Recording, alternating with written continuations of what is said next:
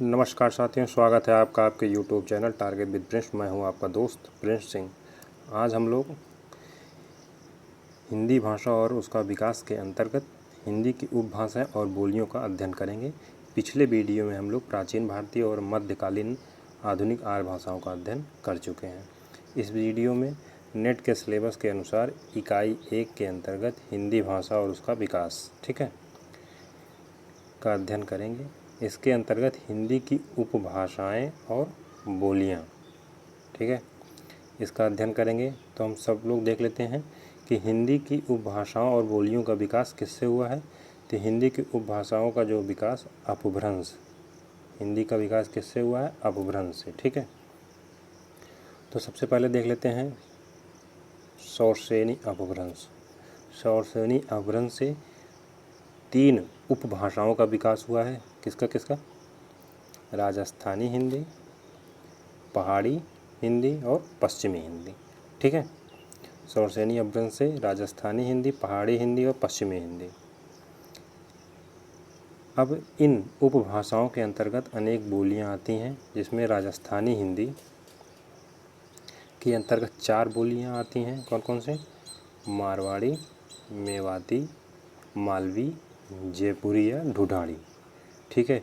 वहीं पहाड़ी हिंदी के अंतर्गत 2 बोली, कुमाऊनी, गढ़वाली, ठीक।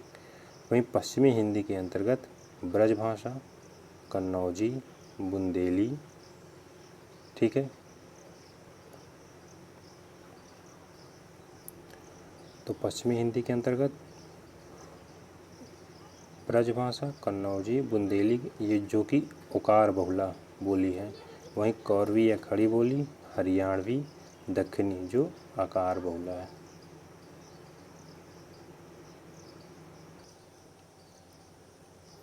ठीक है, तो ये आकार बहुला के अंतर्गत 3 बोली, खड़ी बोली, हरियाणवी, दक्षिणी, ओकार बहुला के अंतर्गत ब्रजभाषा, कन्नौजी, बुंदेली, ठीक है। तो पश्चिमी हिंदी के अंतर्गत 6 उप बोली और पहाड़ी हिंदी के अंतर्गत 2 कौन कौन सी? कुमाऊनी और गढ़वाली। ये कुमाऊनी और गढ़वाली नाम से ही पहाड़ी बोलियां लग रही हैं, तो ये पहाड़ी हिंदी के अंतर्गत है। और पश्चिमी हिंदी के अंतर्गत ये 6 बोलियाँ। इसको याद रखिएगा कौन किस उपभाषा के अंतर्गत आता है। तो ब्रजभाषा, कन्नौजी, बुंदेली, कौरवी, हरियाणवी, दक्षिणी जो है पश्चिमी हिंदी के अंतर्गत आता है, ठीक है। वहीं चलते हैं आगे। तो अर्धमागधी से पूर्वी हिंदी का विकास हुआ। पूर्वी हिंदी का विकास किससे हुआ? अर्धमागधी, ठीक है। और बिहारी हिंदी का विकास अर्धमागधी से, मागधी से हुआ है। तो पूर्वी में यहाँ देखिए र ऊपर है, यहाँ भी अर्ध में र ऊपर है, ठीक है। तो ये अर्ध और ये पूर्व में र की मात्रा के आधार पर यहाँ भी तो अर्धमागधी से पूर्वी हिंदी याद रखिए, और बिहारी जो है मागधी से बिहारी याद रखिए, ठीक है। ये याद करने में आपको आसानी होगी, ठीक है। या आप अगर और आसान चाहते हैं तो पूर्वी हिंदी, इसमें 2 हैं शब्द है, ठीक है। और यहीं अर्धमागधी में भी 2 आप कर लीजिए, अर्ध है 1, मागधी 2, तो इसमें भी 2, इसमें भी 2। अर्धमागधी बिहारी एक ही शब्द है, तो यहाँ फिर मागधी एक ही है, ठीक है। आपको ये आसानी पड़ेगा याद करने में। अब वहीं पूर्वी हिंदी के अंतर्गत 3 बोलियाँ आती हैं, अवधी, बघेली, छत्तीसगढ़ी, ठीक है। अब अवधी, बघेली, छत्तीसगढ़ी को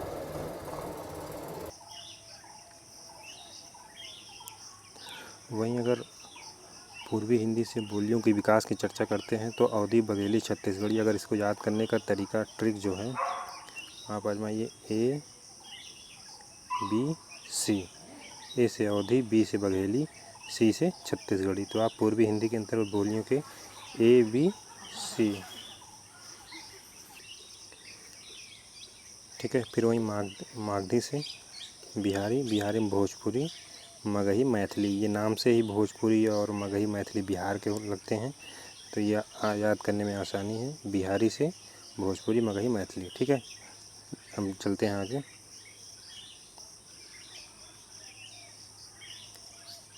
देख लेते हैं हिंदी की प्रमुख बोलियां और नामकरण, ठीक। क्या हिंदी की प्रमुख बोलियां और उनके नामकरण, ठीक है। तो बोली और नामकरण। कौरवी का नामकरण किसने किया? राहुल शंकृत्यायन ने। तो कौरवी से राहुल शंकृत्यायन जी। राजस्थानी ग्रियर्सन। अब राजस्थानी भाषा बोली किसने नाम रखा है? ग्रियर्सन ने। तो ग्रियर्सन का अगर याद करने का तरीका देखेंगे तो सन है ना, सन मतलब सूर्य। तो सूर्य सबसे पहले कहाँ, बहुत ज़्यादा धूप कहाँ निकलते? राजस्थान में बहुत गर्मी रहती है, तो सन धूप होने के कारण राजस्थानी, ठीक है, राजस्थान में, तो राजस्थानी का नामकरण ग्रियर्सन, ठीक है। यहीं ग्रियर्सन ने बिहारी बोली का भी नाम ग्रियर्सन ने रखा है, ठीक है। डिंगल, और डिंगल का नामकरण बांकीदास ने रखा, ठीक।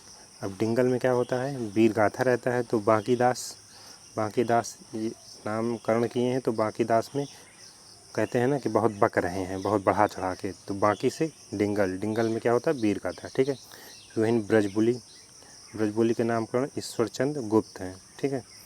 ब्रजबुली अर्थात ब्रज में कौन है? श्री कृष्ण, उनकी पूजा होती है। श्री कृष्ण कौन है? ईश्वर, तो ईश्वरचंद गुप्त, ठीक है। नाम इस तरह याद करने में आसानी होगी। तो ब्रजबुली नामकरण किसने किया है? ईश्वरचंद गुप्त ने। वहीं बिहारी ग्रियर्सन, ये आपको जो यहाँ बताए थे, ठीक। फिर भोजपुरी का नामकरण रेमंड ने किया है, ठीक है।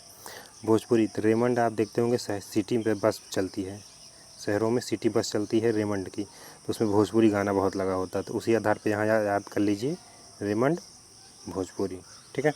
फिर मैथिली से कोलवुड, मैथिली का नामकरण किसने किया है? कोलवुड ने, ठीक है। मैथिली जो है बिहार की एक जगह भी है बिहार में, तो वहाँ पे कोल्ड ड्रिंक बहुत पी जाती है बिहार के मैथिली में, तो कोल्ड ड्रिंक से कोलवुड और मैथिली बोली, ठीक है। इस तरह आप इसको रिलेट करके आसानी से याद कर सकते हैं। चलते हैं आगे।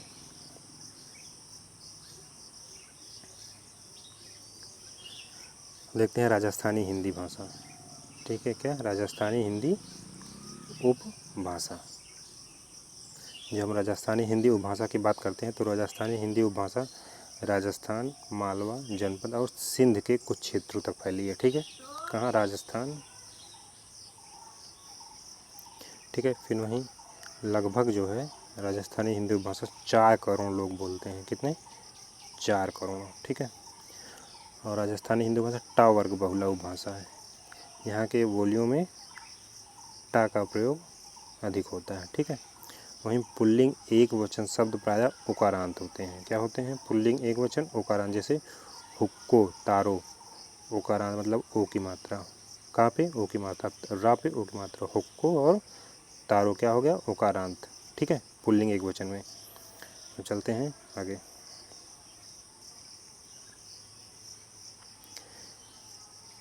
फिर वहीं देख लेते हैं पुल्लिंग स्त्रीलिंग शब्दों के बहुवचन के अंत में आ का प्रयोग। किसका प्रयोग? पुल्लिंग और स्त्रीलिंग शब्दों के बहुवचन में अंत में आ का प्रयोग होता है, जैसे तारा, राता, ठीक है, आदि। ये हो गया आ का प्रयोग। इन शब्दों के अंत में आ का मात्रा आ रही है, ठीक है, पुल्लिंग और स्त्रीलिंग शब्दों के बहुवचन में, ठीक। चलते हैं आगे। राजस्थानी हिंदी उपभाषा के अंतर्गत कितनी बोलियां आती हैं? 4, ठीक। कौन कौन? मेवाती, मारवाड़ी, जयपुरी, मालवी। ऊपर हम लोग देख चुके हैं। अब देख लेते हैं इन 4 बोलियों जो है किस क्षेत्र में कौन सी बोली आती है, ठीक है। अब इसको आप अगर ये तीर जो निशान देख रहे हैं दिशा मान लीजिए, तो सबसे ऊपर क्या है? उत्तर, नीचे दक्षिण, इधर पूर्वी, इधर पश्चिमी, ठीक है। उत्तर, दक्षिण, पूरब, पश्चिम, ठीक। तो जयपुरी, पूरब में क्या? जयपुरी। तो पूर्व में क्या होता है? सूर्य भगवान निकलते हैं तो उनकी हम जय जयकार करते हैं, तो पूरब में जयपुरी, ठीक है। सूर्य भगवान की पूरब में दिशा है तो वहाँ पे हम जय जयकार करते हैं, किस तरफ? पूरब में, तो जयपुरी पूर्व में। फिर वहीं सूर्य भगवान किस तरफ शाम को उगते हैं? मारवाड़ी, पश्चिम की तरफ सूर्य भगवान बैठते हैं, तो यहाँ होता है मारवाड़ी, ठीक। फिर वहीं उत्तरी दिशा में देख लेते हैं मेवाती, क्या है? मेवाती। और दक्षिणी में मालवी, मेवा सबसे ऊपर रहता है ना, मेवा खाने में सब लोग ऊपर रहते हैं, ठीक। तो मेवा से मेवाती और मालवी दक्षिण में। दक्षिण के जो राज्य हैं वहाँ बहुत सारे सांस्कृतिक और जो है पर्यावरणीय दृष्टि से बहुत महत्वपूर्ण होते हैं, तो वहाँ बहुत ज़्यादा संसाधन दक्षिण में होता है। तो वहाँ संसाधन से माल याद कर लीजिए, तो मालवती दक्षिण में, ठीक है, ये हो गया।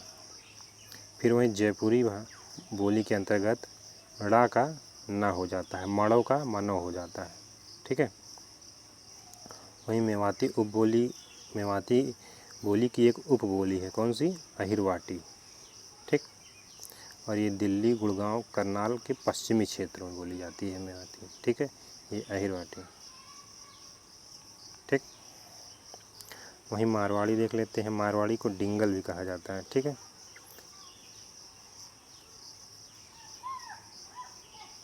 और मीरा के पद जो है कहीं ब्रज में कहीं मारवाड़ी में मिलते हैं, ठीक है। वहीं फिर मालवी देख लेते हैं।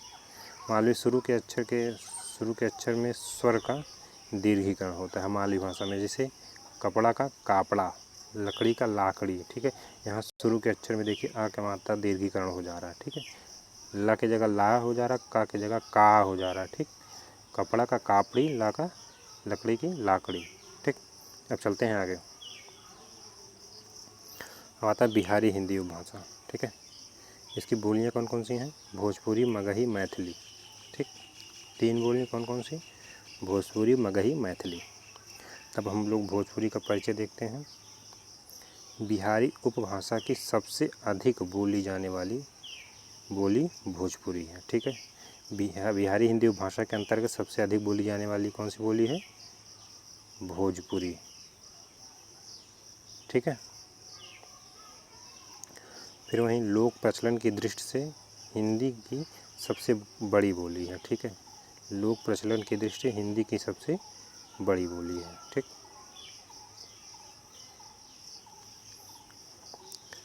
भारत के बाहर ये जो बोली है मॉरिशस, फिजी आदि देशों में भी बोली जाती है, ठीक है। अभी भिखारी ठाकुर को भोजपुरी का क्या कहा जाता है? शेक्सपियर। अगर क्वेश्चन पूछता है शेक्सपियर किस, भोजपुरी का शेक्सपियर किसे कहा जाता है, तो भिखारी ठाकुर, ठीक है। चलते हैं आगे। मगही, बिहारी हिंदी उपभाषा के अंतर्गत मगही आता है। मगही का अर्थ क्या होता है? मगही का अर्थ मतलब मगध की भाषा, ठीक है। मगही का परिनिष्ठित रूप गया जिले में सबसे अधिक परिनिष्ठित रूप में मगही कहाँ बोली जाती है? बिहार के गया जिले में, ठीक है। फिर मगही से पर्याप्त लोक साहित्य उपलब्ध हैं, ठीक। वहीं गोपीचंद और लोरी की लोकगीत प्रसिद्ध हैं। तो गोपीचंद और लोरी के जो लोकगीत हैं वो मगही में हैं, ठीक। तो मगही में पर्याप्त साहित्य उपलब्ध है। चलते हैं हम अगले बोली पे, मैथिली, ठीक है।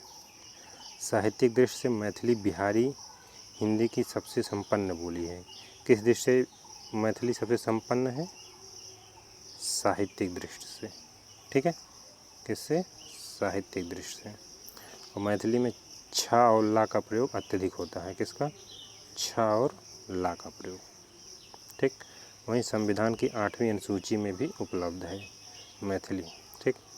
क्रियाओं में लिंग भेद नहीं पाया जाता है, ठीक है। ये हो गया मैथिली का परिचय, ठीक। और हम लोग देख लेते हैं पहाड़ी हिंदी उपभाषा के अंतर्गत आने वाली बोलियाँ। तो पहाड़ी हिंदी जो है उत्तर भारत के पर्वतीय क्षेत्रों, ठीक है, मुख्यतः कुमायूं और गढ़वाल की बोली है, ठीक है।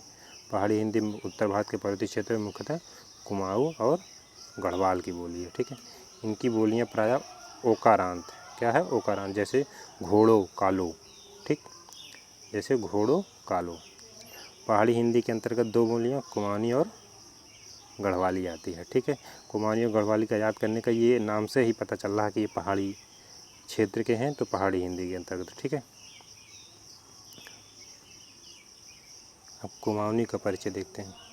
कुमाऊनी जो है नैनीताल, अल्मोड़ा तथा पिथौरागढ़ क्षेत्र का पारंपरिक नाम कुर्मांचल है, जिसे कुमायूं कहा जाता है। इसकी बोलियां कुमाऊनी है, ठीक है। इस पर राजस्थानी भाषा का प्रभाव है कुमाऊनी पर बोली पर।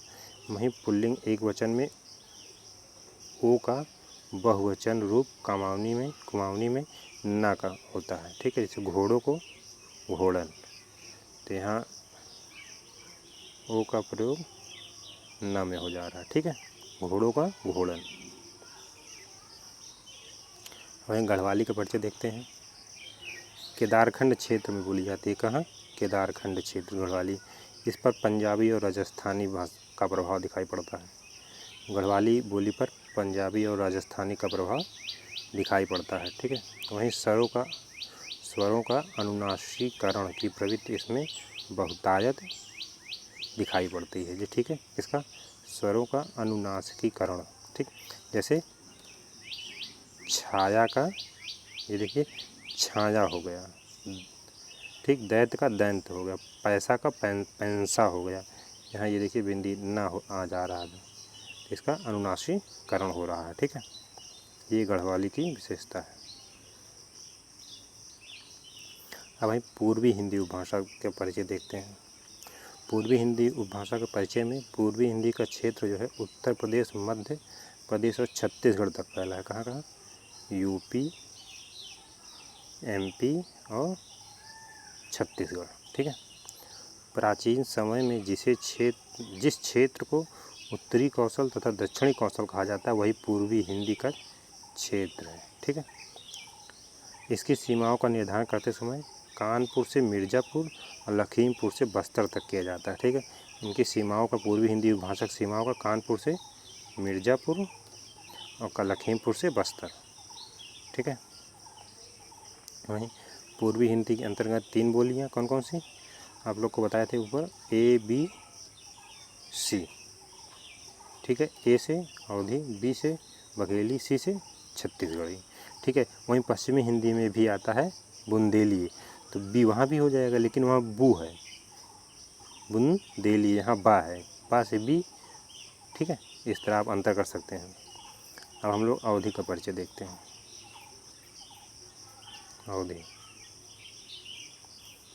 अवध क्षेत्र की बोली है मतलब अयोध्या क्षेत्र, ठीक है। कौशली तथा बैसवाड़ी बोली भी कहा जाता है।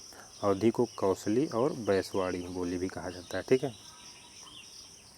बैसवाड़ी जो है मिर्ज़ापुर, भगौनी, डॉक्टर भोलानाथ तिवारी के अनुसार अवधि की उप मुख्य बोली है, ठीक है।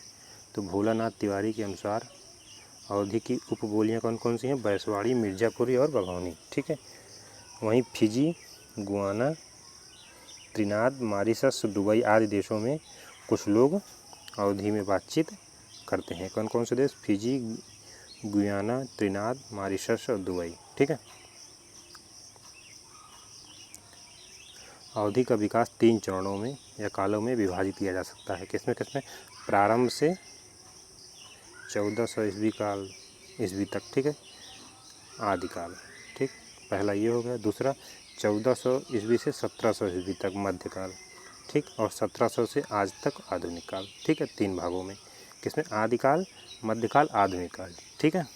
चलते हैं अब अगली बोली की तरफ, बघेली, ठीक। रीवा के आसपास का क्षेत्र बघेल राजपूतों के वर्चस्व के कारण बघेलखंड कहलाया। कहाँ? रीवा के आसपास क्षेत्रों बघेल राजपूतों के वर्चस्व के कारण बघेलखंड कहलाया। यहाँ पर बोली जाने वाली बोली बघेलखंडी या बघेली कहलाई। कौन सी? बघेलखंडी या बघेली, ठीक है। जुडार, गहोरा, तिरहारी बघेली की उपबोलियाँ हैं। कौन कौन सी? जुडार, गहोरा और तिरहारी, ठीक है। वहीं बाबूराम सक्सेना बघेली को अवधि की उपबोली मानते हैं। कौन? बाबूराम सक्सेना। अवधि और बघेली में बहुतायत सी समानताएं हैं, मतलब अवधि और बघेली में बहुत मामूली सा अंतर है, ज़्यादातर इनकी विशेषताएं एक दूसरे से प्रभावित होती हैं, ठीक है। अब वहीं लास्ट देख लेते हैं छत्तीसगढ़ी। छत्तीसगढ़िया सबसे बढ़िया कहा जाता है। तो वर्तमान छत्तीसगढ़ राज्य की भाषा है छत्तीसगढ़ी, ठीक है। इसको लरिया या खलटाही भी कहते हैं, ठीक है। इसको छत्तीसगढ़ी बोली क्या कहते हैं? लरिया या खलटाही, ठीक है। क्या? लरिया या खलटाही भी कहा जाता है, ठीक है। इसकी मुख्य उपबोली देख लेते हैं। सरगुजिया, सदरी, बैगानी और बिच वाली। ठीक है, 4 उपमुख्य बोली है। वहीं भोजपुरी, मगही, बघेली, मराठी आदि का प्रभाव इस पर देखा जाता है। ठीक है, किसका? भोजपुरी, मगही और मराठी का। ठीक, अब देख लेते हैं लास्ट पश्चिमी हिंदी उपभाषा। क्या?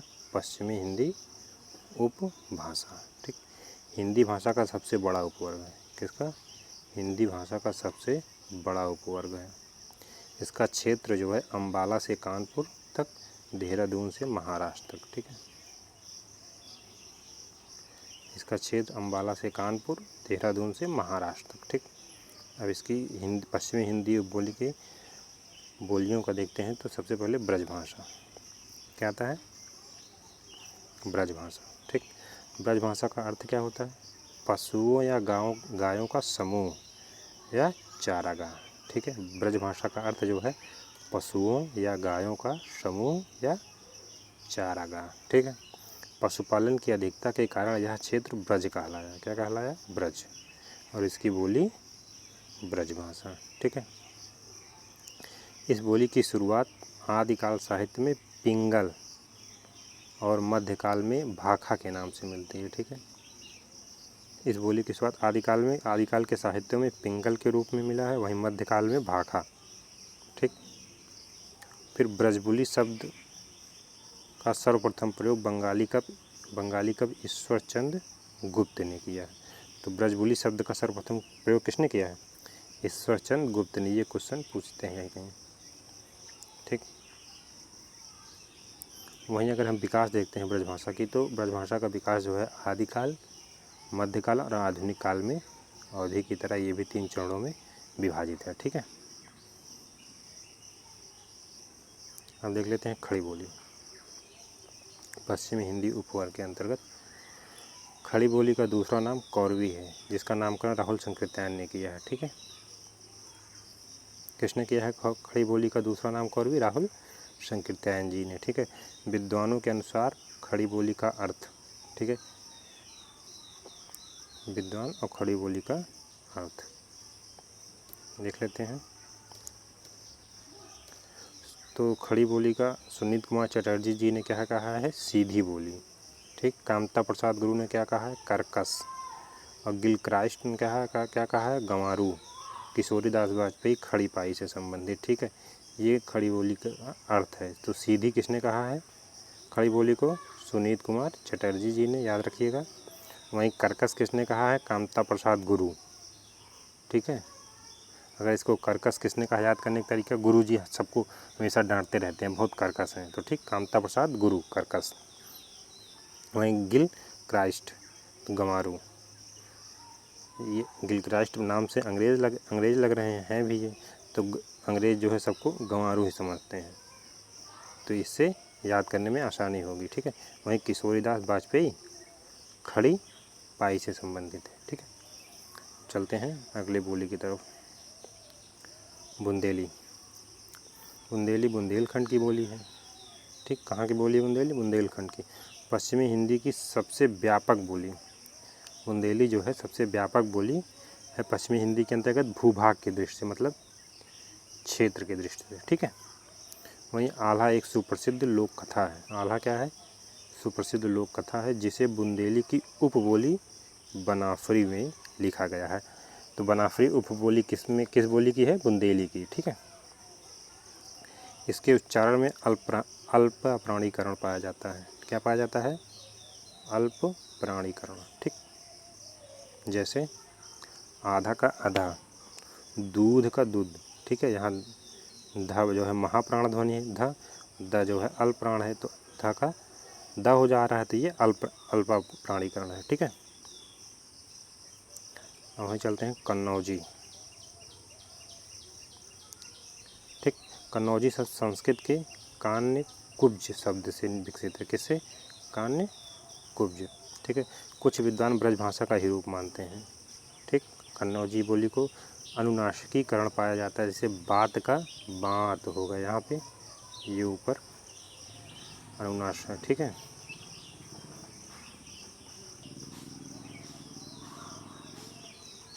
ठीक, बात का बात अनुनासिकरण हो रहा है यहाँ पे।